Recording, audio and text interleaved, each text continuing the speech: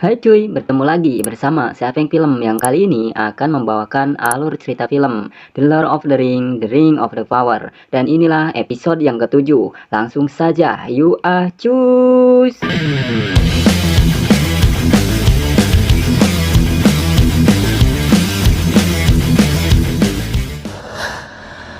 Di awal film, kita diperlihatkan Galadriel yang terbangun dari pingsannya setelah kejadian bencana gunung meletus. Di sana, ia tercengang dengan keadaan sekitar yang tadinya ramai dengan para manusia, kini menjadi hening dipenuhi lautan api. Galadriel lalu dikejutkan seekor kuda dan bergelimpangan mayat yang tersebar di sekitarnya. Lalu ia berjalan mencari Halbrand dan Elendil dengan memanggilnya. Di sana pula terdengar orang meminta tolong dan tangisan seorang bayi. Lalu Galadriel bertemu dengan Theo yang sedang mencari ibunya, dan Galadriel mengajaknya untuk tetap bersamanya mencari mereka yang masih hidup. Di tempat yang berbeda, Isildur menyelamatkan kawannya Palandil dalam tumpukan kayu. Ratu Miriel yang melihat Isildur lalu membantunya untuk menolong Palandil. Namun betapa terkejutnya, di sana Isildur melihat sahabatnya yang bernama Otomo tergeletak kini telah tewas. Ratu pun mengajak mereka untuk meninggalkan Otomo karena keadaan yang memaksanya agar cepat meninggalkan tempat itu. Di sana mereka mendengar anak-anak di dalam sebuah rumah yang terbakar. Lalu mereka pun masuk untuk menolongnya. Sementara Isildur menahan kayu yang menghalangi jalan mereka masuk. Anak-anak itu pun berhasil dikeluarkan. Melihat Isildur, Ratu pun masuk kembali. Namun baru saja melangkah ke dalam sehingga ia pun terkena reruntuhan rumah yang terbakar yang membuatnya terpental keluar karena ledakan api. Namun sayangnya Isildur masih berada di dalam. Di tempat lain, kaum Harput masih dalam perjalanan dengan menarik karapannya sambil bernyanyi. Si kakek meteor pun berada di sana membantu mereka. Di sana, Poppy mencium asap kayu dan mengira Harput yang lain yang berjalan lebih dulu sedang membuat kue. Namun betapa terkejutnya, rupanya di sana mereka melihat beberapa gundukan bara api. Poppy bertanya apa yang terjadi. Di sana, Sadok mengatakan bahwa kakek buyutnya pernah berkata soal pegunungan di selatan yang akan menyemburkan batu api, gunung yang tertidur dan akan bangun ketika kejahatan baru muncul. Di sisi lain, si kakek meteor terlihat sedih melihat yang terjadi. Begitupun yang lainnya, mereka memetik dan mengumpulkan buah yang sudah hangus. Nori dan Poppy yang sedang memetik buah-buahan kemudian dihampiri Sadok agar meminta kakek raksasa mengembalikan tempat di sana seperti semula dengan kesaktiannya. Siapa tahu si kakek raksasa bisa melakukannya. Namun Poppy di sana menolaknya karena si kakek meteor sudah membantu begitu banyak kepada mereka dan ia tidak ingin lagi menuntut banyak kepadanya. Mendengar itu Sadok pergi untuk menanyakannya dan memintanya sendiri. Kaum Harput pun berkumpul sedangkan kakek meteor berada di depan sebuah pohon yang hangus untuk melakukan permintaan si Sadok. Di sana si kakek meteor seolah berbicara kepada pohon itu dengan bahasa yang tidak dimengerti kaum Harput.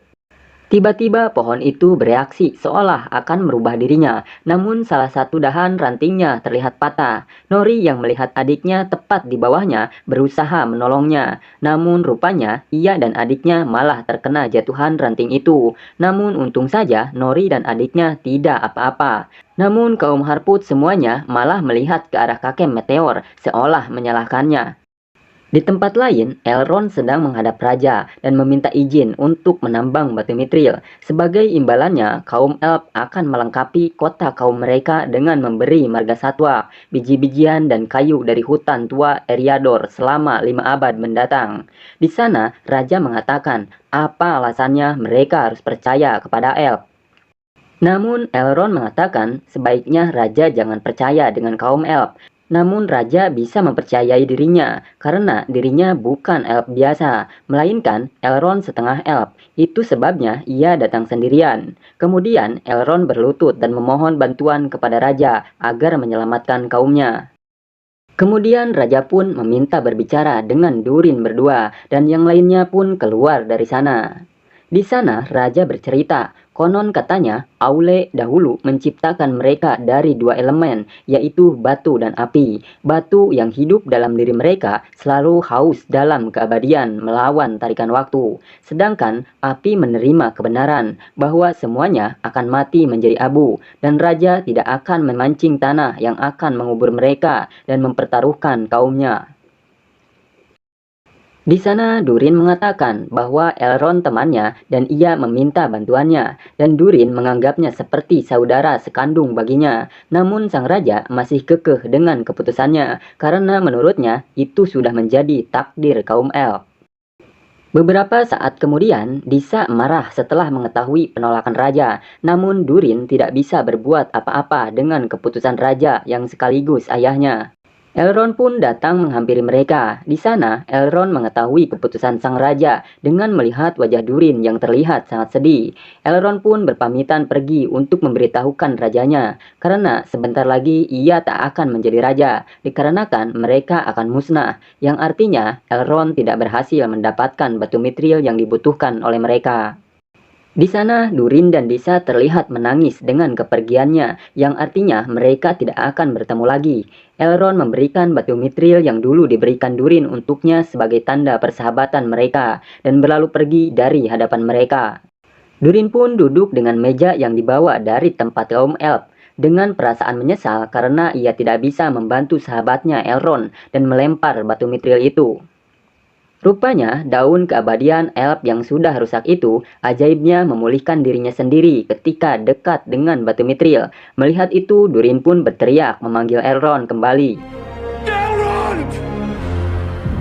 Di tempat lain, Galadriel dan Theo sedang memperhatikan para orc yang akan menjadikan tempat itu rumah mereka. Di sana, Theo merasa kesal sekali dengan para orc dan hendak menyerangnya. Namun, Galadriel menghentikannya karena kini mereka tidak akan mampu dan tidak memiliki bala bantuan. Di tempat lain, Elendil berdiri sambil memperhatikan para tentara yang masih tersisa. Di sana, ia melihat Berek kudanya Isildur, dan Elendil terlihat tersenyum. Ia pun memanggil nama Isildur anaknya, namun rupanya yang membawa kuda itu bukanlah Isildur. Ratu Miriel rupanya selamat, dan kini ia bersama Palandil yang menuntunnya. Elendil pun menyapanya, namun di sana ia melihat sesuatu yang janggal dengan keadaan Ratu Miriel. Ia pun menanyakan keberadaan Isildur kepada Palandil, sahabatnya Isildur. Namun tiba-tiba Sin berpindah kepada Theo yang bertanya untuk meyakinkan dirinya apakah mereka semuanya mati, teman-temannya, ibunya, dan semuanya. Namun Galadriel menyuruhnya jangan membebani pikirannya dengan hanya menebak-nebak saja.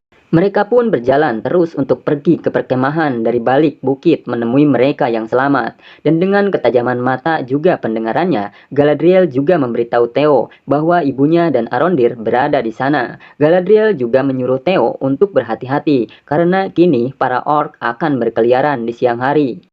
Theo lalu bercerita bahwa ia pernah membunuh orc dan ia ingin menjadi tentara. Mengetahui itu, Galadriel lalu menghadiahkan pedang miliknya kepada Theo. Elendil kini sedang membimbing Ratu, dan di sana Elendil tersadar bahwa kini Ratu tidak bisa melihat lagi. Namun Ratu memerintahkan mereka untuk terus jalan dan agar merahasiakan kebutaannya.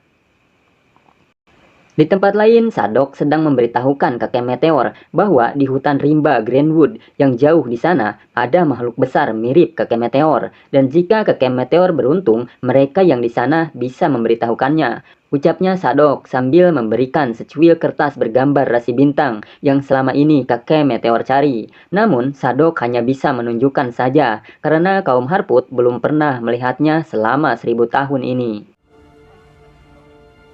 Kakek Meteor pun berjalan pergi, sedangkan di pohon yang kering tadi hidup mengeluarkan bunga. Sebelum pergi, kakek Meteor melihat keluarga Nori yang sudah ia anggap keluarganya, dan seolah ia tidak ingin meninggalkannya, dan Nori pun mendekatinya dengan memberinya sebuah apel.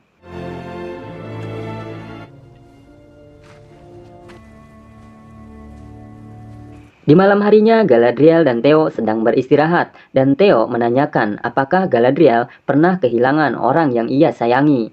Di sana, Galadriel menceritakan bahwa ia kehilangan kakaknya dan juga suaminya yang bernama Celeborn saat berperang melawan orc yang sampai saat ini tak pernah kembali.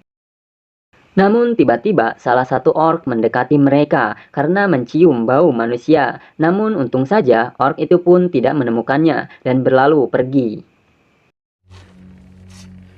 Di dalam tambang, Durin kini sedang mencari batu mithril mengabaikan perintah ayahnya. Di sana, Durin beristirahat untuk menenangkan kembali batu-batu yang bergetar akan ambruk. Di sana pula, Durin terlihat kelelahan, sedangkan Elrond terlihat biasa-biasa saja. Sehingga Durin sadar, ternyata ketika pertandingan membelah batu itu, Elrond tidaklah kalah, melainkan mengalah pada Durin untuk mengambil perhatiannya. Durin kembali melanjutkan lagi menambang, dan betapa terkejutnya pahatannya ternyata sudah sampai ke sebuah goa yang terdapat banyak sekali batu mithril di sana. Elrond pun melihatnya, namun sayangnya ketika menoleh ke belakang, Raja ada di sana, sehingga Raja menangkap Elrond dan dikeluarkan dalam tambang dan istananya. Elrond pun kini duduk sendiri sambil meratapi nasibnya dengan segerintil batu mithril berada di tangannya. Di waktu yang sama, Raja bercerita kepada Durin bahwa sewaktu bayi, Durin memiliki penyakit dan katanya ia takkan hidup ketika melewati musim dingin, sehingga ibunya menangis setiap malam dan ayahnya selalu menggendongnya mendekat ke api unggun untuk menghangatkan tubuhnya. Namun, di sana ayahnya yakin bahwa Durin akan hidup menjadi raja yang gagah dan akan memindahkan gunung. Namun Durin mengatakan, bagaimana Raja mengharapkan Durin memindahkan gunung jika Raja masih gelisah setiap ia menggali sebuah tambang dan selalu melarang setiap ambisi dan keinginannya dan juga setiap pendapat yang berbeda dengannya. Raja mengatakan bahwa besi yang paling kuat harus menanggung beban yang paling kuat dan juga tempaan yang paling kuat. Durin membalas bahwa membiarkan sekutu mati bukanlah tempaan. Elrond sudah seperti saudaranya, seolah dia dilahirkan dari rahim yang sama. Mendengar itu, Raja menjadi marah karena telah membangkitkan kenangan ibunya. Namun, Durin lebih marah lagi, mengatakan bahwa Raja telah mencemari mahkota yang ia pakai.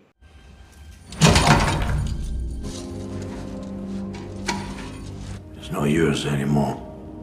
Di tempat lain, Nori terbangun dari tendanya, mendengar Poppy yang menyanyi sambil memakan banyak sekali apel. Di sana, Nori melarangnya, karena itu buat bekal persediaan mereka. Namun, Poppy menyuruhnya melihat keluar, dan betapa terkejutnya, Nori melihat banyak sekali buah dari pohon yang tadinya kering hangus terbakar, kini tumbuh berbuah lebat. Mereka semua pun memetik buah itu sebanyak-banyaknya untuk persediaan mereka, dan tentu saja itu akibat dari kesaktian si kakek meteor tadi.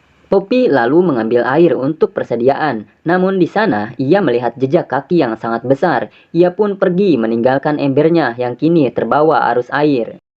Di hilir, ember Poppy ditemukan oleh 3 orang wanita yang selama ini sedang mencari jejak si kakek. Kaum Harput yang sifatnya menghindar dari orang luar, kini mereka bersembunyi setelah mendapat informasi dari Poppy. Dan di malam itu terlihat 3 wanita mendekati sebuah pohon. Dan di sana mereka mencium jejak kakek meteor pernah berada di sana. Nori yang melihatnya dari jauh mendatanginya, menunjukkan arah yang berlawanan kemana kakek meteor itu pergi agar tak ditemukannya. Saat melihat lagi, mereka telah lenyap dan tiba-tiba berada di dekatnya dan mengambil sesuatu di kepala Nori. Merasa Nori dalam bahaya, ayahnya mengancam 3 wanita itu dengan obor api. Namun yang terjadi, api itu malah dipadamkannya dengan tangannya. Dan kemudian ditiupkan ke karapan mereka, yang menjadikan semua karapan yang berisi persediaan buahnya terbakar di lalap api semuanya.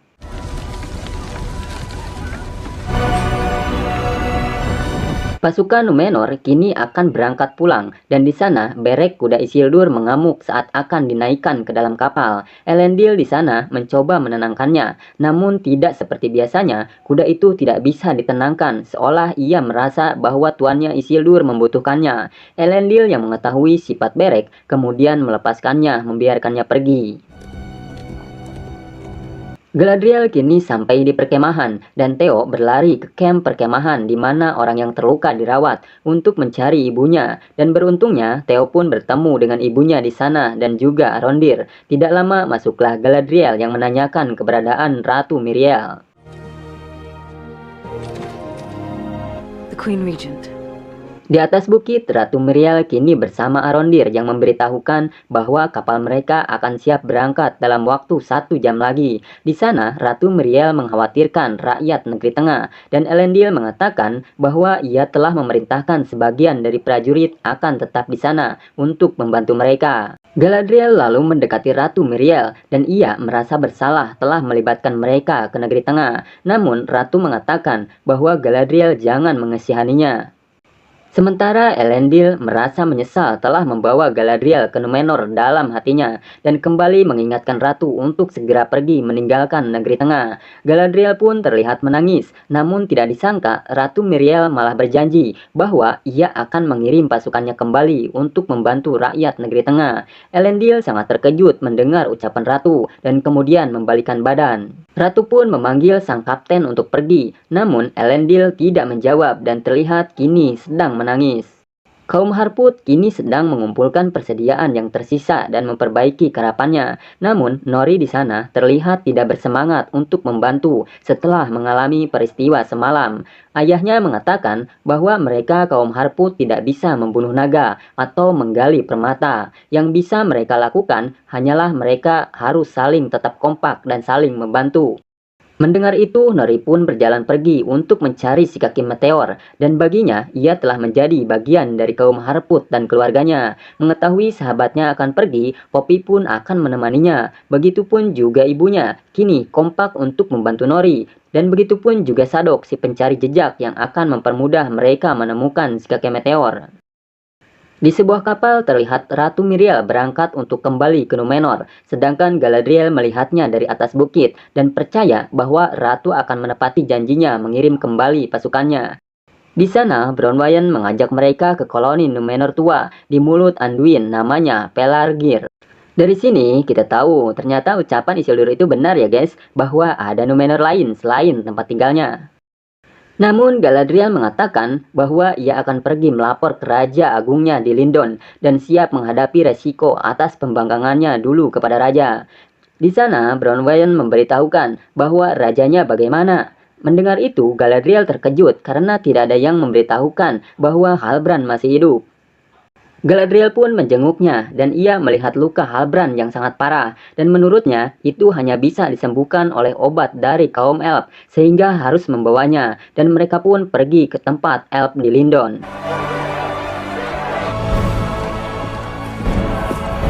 Durin merasa bersalah sekali tidak bisa membantu Elrond, namun Rosie mengatakan bahwa itu salah ayahnya. Namun walau bagaimanapun, suatu hari nanti Durin akan menggantikan ayahnya menjadi raja setelah ayahnya meninggal, sehingga tambang dan batu mithril tentu akan menjadi miliknya. Di tempat lain, raja berada di tambang dan ia memasukkan daun itu dalam sebuah lubang dan menyuruh prajuritnya untuk menutupnya. Daun itu pun terjatuh di dalam sana dan terbakar, dan tiba-tiba muncullah monster raksasa api bertanduk bernama Balrog di sana. Di tempat lainnya, Adar memerintahkan anak-anaknya untuk melepaskan helm dan jubah mereka, karena kini mereka tidak akan tersiksa dengan matahari lagi, karena kini itulah rumah mereka. Di sana para orc memanggil Adar si penguasa negeri selatan, namun Adar mengatakan tidak, karena julukan penguasa negeri selatan sudah bukan lagi miliknya.